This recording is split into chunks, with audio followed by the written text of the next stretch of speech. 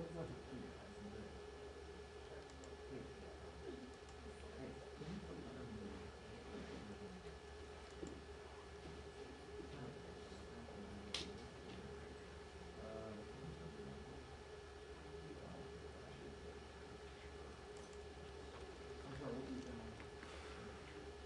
just wondering what time we finish. No, I wouldn't.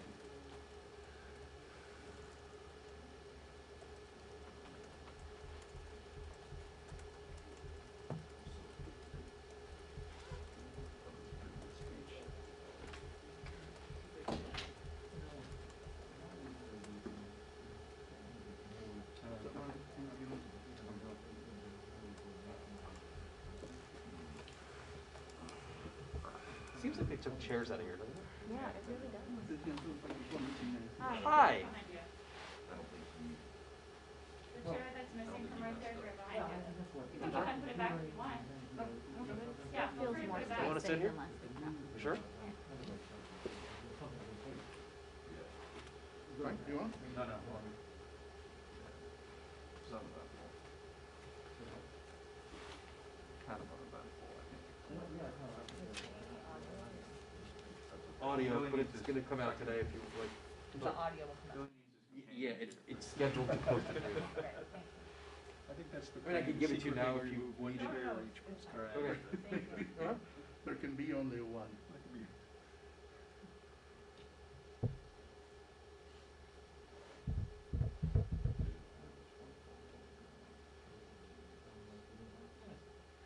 McCarthy's not up here today, is he? He's not doing anything today, right?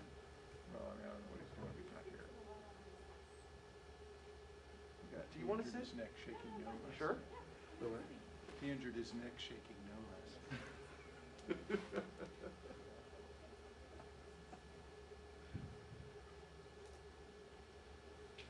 Got 2 minutes, everybody. 2 minutes.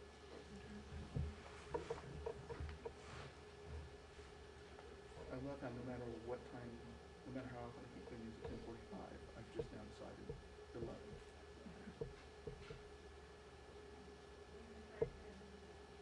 She's gonna sting you one day.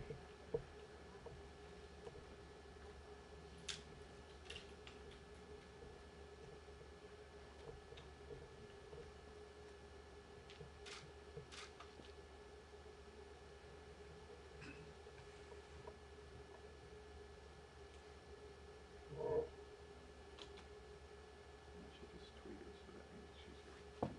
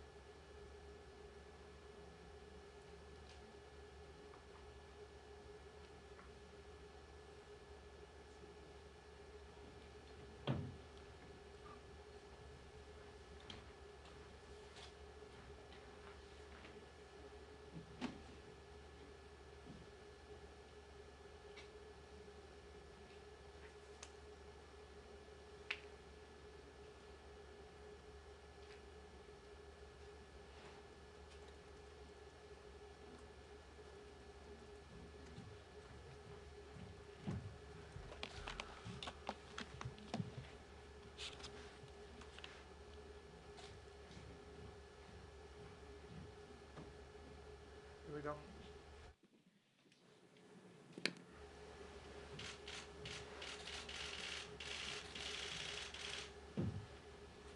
Good morning, good morning. Good morning it is today. Today we celebrate 100 days of the Biden-Harris administration. In that time, working together, Democrats have made historic progress to defeat the pandemic and to address the economic crisis, administering over 200 million doses. Imagine the president had 100 million as his goal, and we've exceeded 200 million shots, delivering over 160 million checks and putting $1 trillion into workers' pockets. And we've made historic progress to build back better, cutting child poverty in half.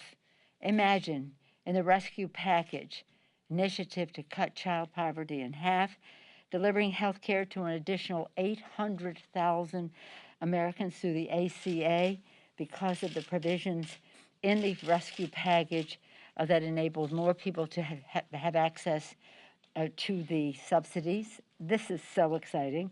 I feel very proprietary about the Affordable Care Act. And creating 1.3 million jobs, more jobs in the first 100 days than any president ever. All of this puts our economy back on track to grow 6% this year. That's not my figure. That's according to the International Monetary Fund. The IMF has said, and this is the fastest pace in over 40 years, in nearly 40 years. As the president said last night, America is moving. Last night was historic.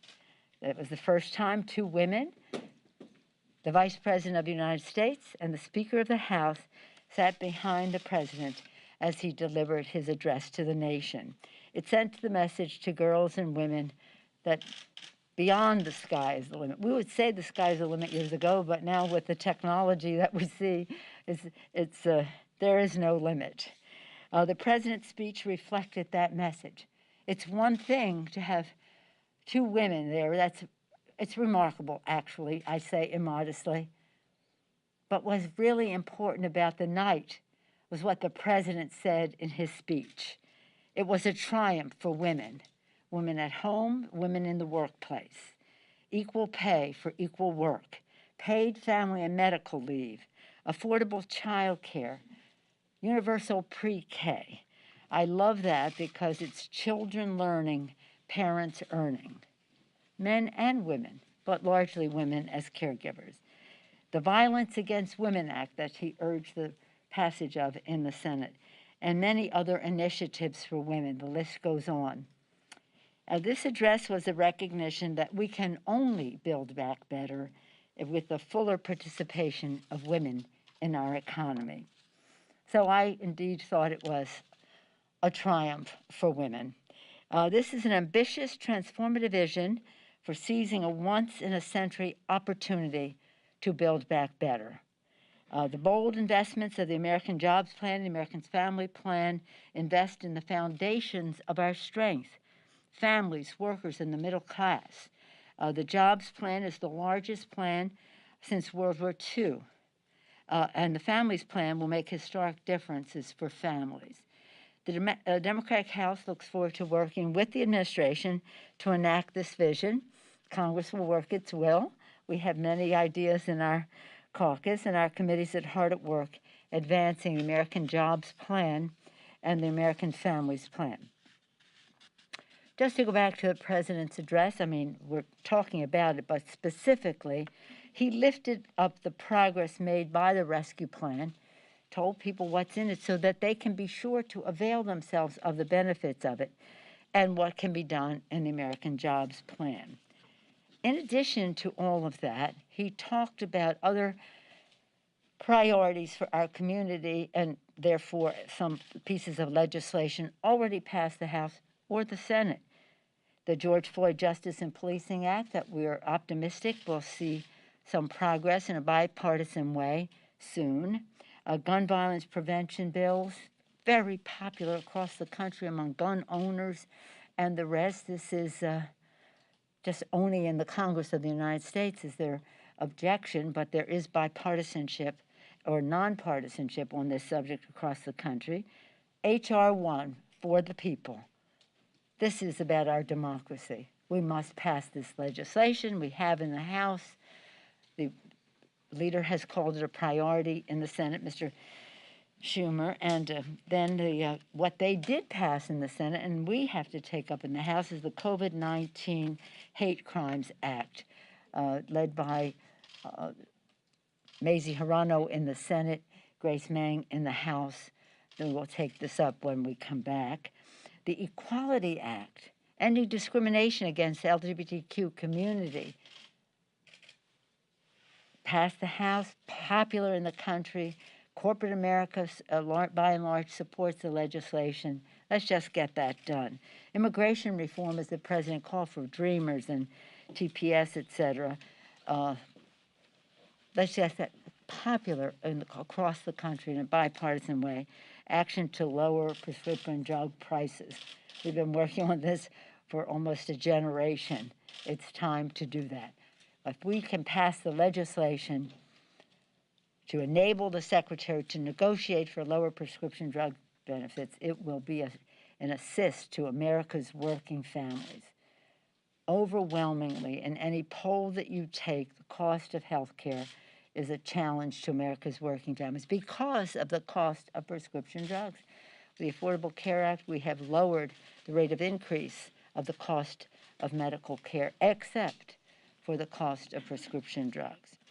These and other initiatives will be addressed by either one of our houses, as is appropriate, and the House is proud of the progress that we have made, and we are committed to ensuring that these bills become law. So again, 100 days. What a difference a day makes. What a transformation 100 days makes. Thank you, Mr. President. Especially thank you for making your speech, your presentation, such a triumph for women. Any questions? Yes, ma'am. Hi, good morning. You covered a lot of topics this morning on CBS. I want to ask about something that didn't come up about the House itself. Roughly, two questions. Roughly, what percentage of the House do you think is fully vaccinated right now? And then second, there has been some pushback, there's been some pushback from both the right and the left about requiring social distancing and fully masked participants last night.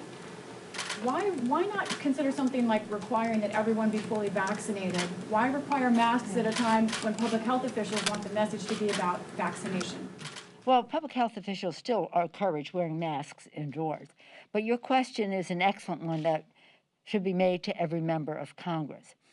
We are guided by the Capitol attending physician and the sergeant at arms, but the science demands why we have masks on still. With more, as you rightly point out, with more vaccinations, we should be able to have shorter period of time for voting so that we, if we're all vaccinated, still with a mask inside, but nonetheless. Perhaps when we are speaking would be a time we could, as you did, take down the mask, but so far that's not what we can do. So here's the thing. We cannot require someone to be vaccinated. That's just not what we can do. It is a matter of privacy to know who is or who isn't. I can't go to the Capitol physician and say, give me the names of people who aren't vaccinated so I can go encourage them to, or make it known to others to encourage them to be vaccinated. So we can't do that.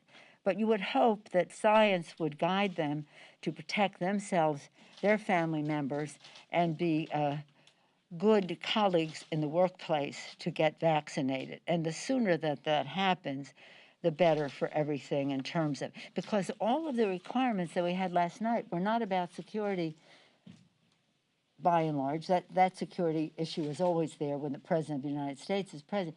But in terms of COVID had us in a room where normally 1,600 people would be gathered for the address by the President of the United States, 1,600 people to 200, I think it was 204 people, because the Capitol physician insisted that social distancing, that mask wearing were necessary so that we are not contributing to the spread of COVID, especially with the President of the United States there, but also in terms of the Congress of the United States. So if we could, but we can't, require vaccinations for the members, much less for the American people. some people want to say, don't come into my store unless you're vaccinated, this or that. It causes commotion. But we don't have too much. I mean, there are some individuals who say, and I don't even know who they are, but if you say there are, that they don't want to social distance and they don't want to wear a mask, but that's incidental. It's not anybody important. How much of the house is vaccinated, do you know, right now? The percentage? Yeah. It's about, I think it's about 75%. It's about, it may be in the last few days some more, but I think it's about 75%. But again, the physician cannot tell us Democrats, Republicans, or who. And that's right. We should be respecting people's privacy, but that's approximately what it is. And the Republicans come up to me and say, let's shorten the time for votes, let's shorten the time for votes. I said, well, tell your friends to get vaccinated. That would help. That would help a lot. What do you got, Chad? Well, he sits in front. You guys have to just ace him out because he just is so, he's so Chad. 49ers guards or tackles or something. I got the Warriors colors on today. In any event, did you get to hear any of Senator Scott's response? No, I didn't, because we were thanking the Capitol Police and the custodial staff for making the day possible, so I didn't see it. I usually don't see it. Is there anything that you have maybe read about or something that you think is from his message that made you hope you could work with them, or from that message, or not? I didn't see it, but the one thing I did hear was that he was ready to continue the discussion about the George Floyd Justice and Policing Act, and I think that was a very good message to come from that. And we're very proud of Karen Bass and the work that she has done in a bipartisan way on the House side and now on the Senate side, working with Cory Booker and Senator Scott for sure, a very important factor in all of this. So that was one thing that I saw in the news that came out. But for us, when the president comes, whatever the party, whatever the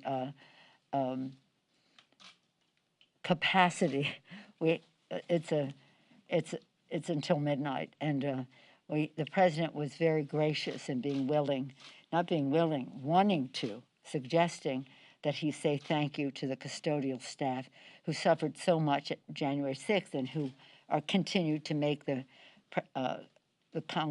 Capitol work as well as the security. Madam Speaker. Yes, ma'am. As far as the metal detectors are concerned, Jim Clyburn was fined $5,000 for breaching one of the metal detectors. And now a pending lawsuit that Andrew Clyde is being talked about. Can you respond to that now that one of your own? No, I think that we are safe protecting the members of Congress, and if people have a disagreement on the charge that was made, then they can appeal it, and that's what's happening. Yes, ma'am. What do you got? You had a question? Yes, thank you. Well, Madam Speaker, just to follow up on police reform, as you may be aware, the families of George Floyd, Wilson John, Terrence Crutcher, and Eric Garner on the Hill today. And number one, are you meeting with them? And number two, besides Karen Bass, who have you designated to negotiate with Senate lawmakers on this issue today? And what have you tasked them with as far as trying to get this done? What's the last part there? What have we, you said, have I chatted with the families? The second part was, who have we designated to negotiate with? Wait, I heard that part, but what was the third part?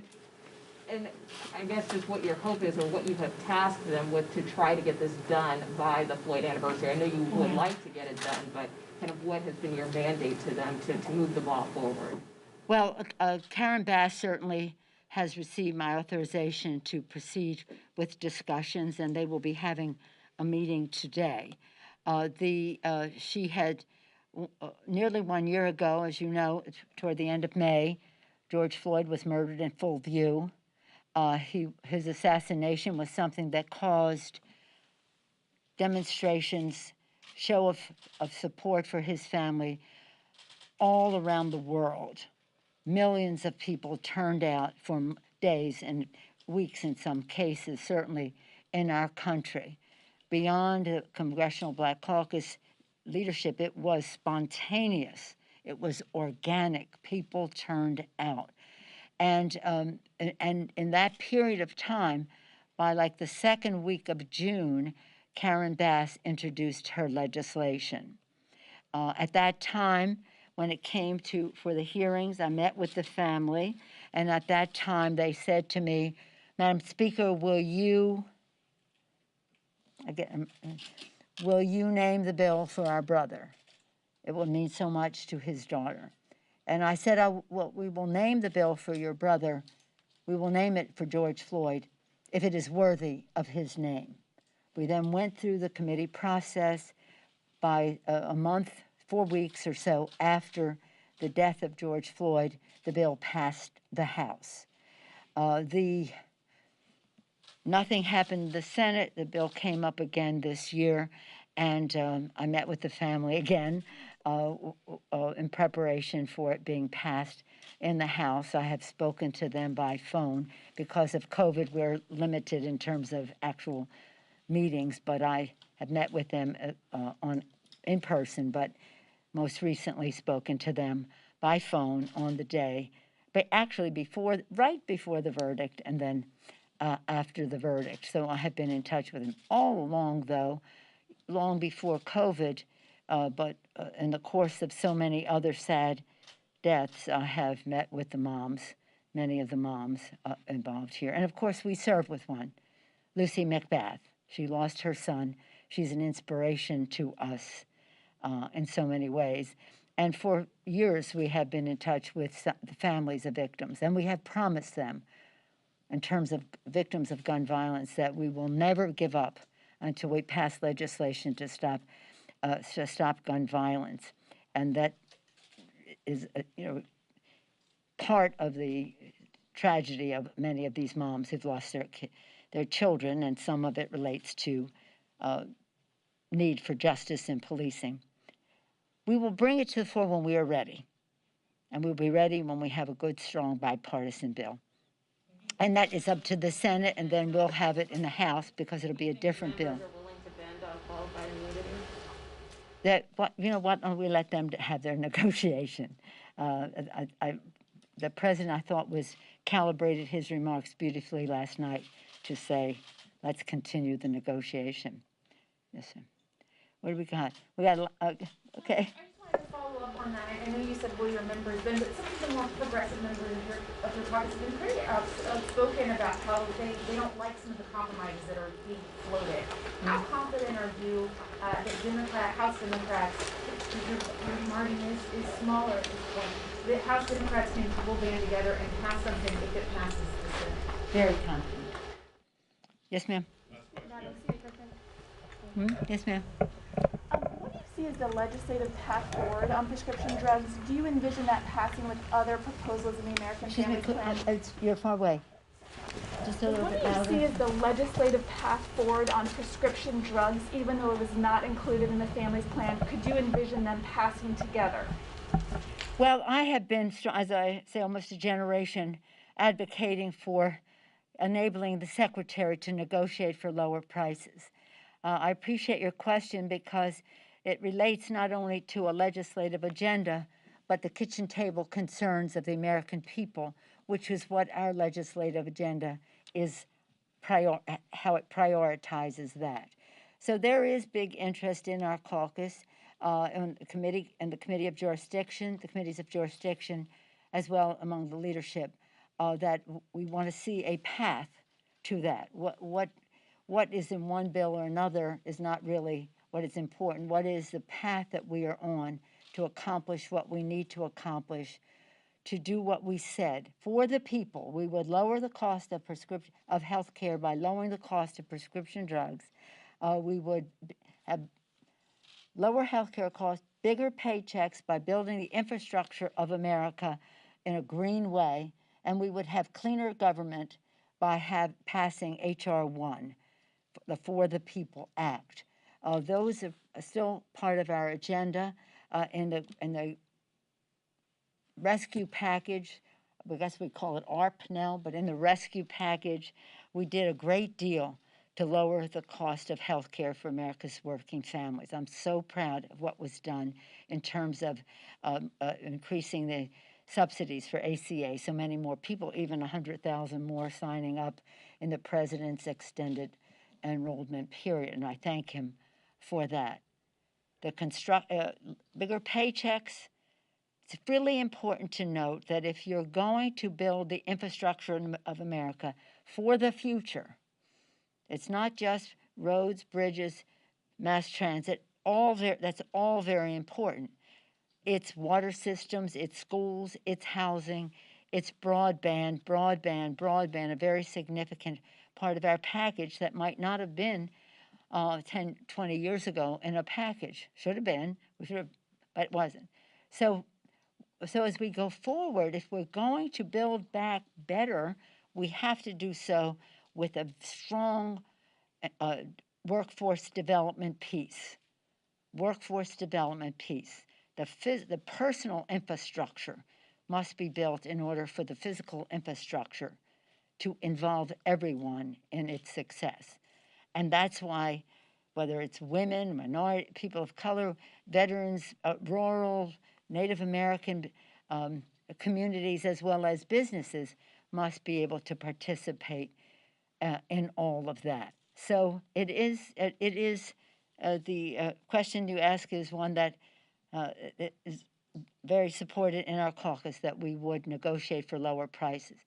When we first did it, way back when, again, you've heard me say this almost every week, in 2005, in our campaign to win back the House in 2006, our 6 for 06 agenda had 6 priorities that we would pass in the first 100 hours.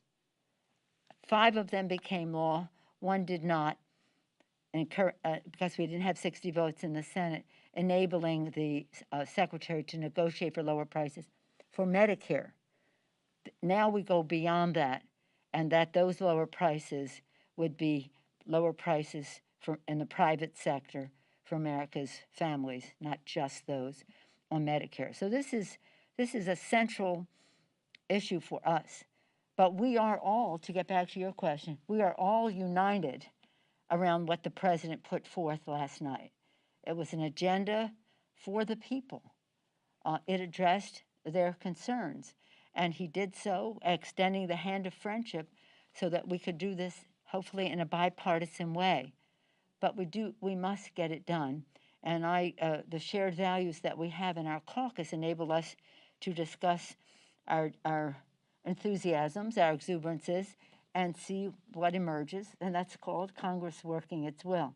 So I'm proud of every member of our caucus and their ability to weigh the equities in terms of a bill coming down the pipe. Unlike the Republicans who vote against the bill and then show up and take credit.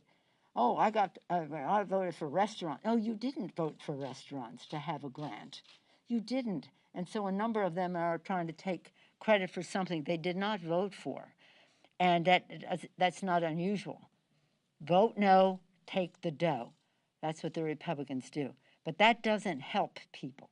What we're there is to have the courage to pass the laws that hopefully are in a bipartisan way, but if not, to make sure we're meeting the needs of the people. And all of these things will come to the floor, every part of it, when they are ready.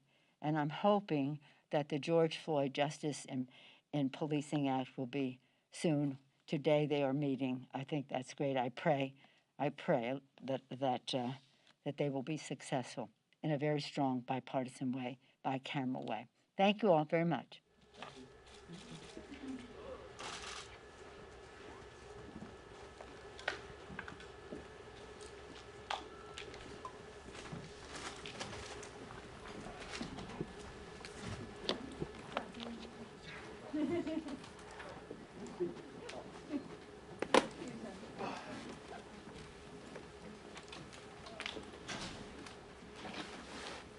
Okay.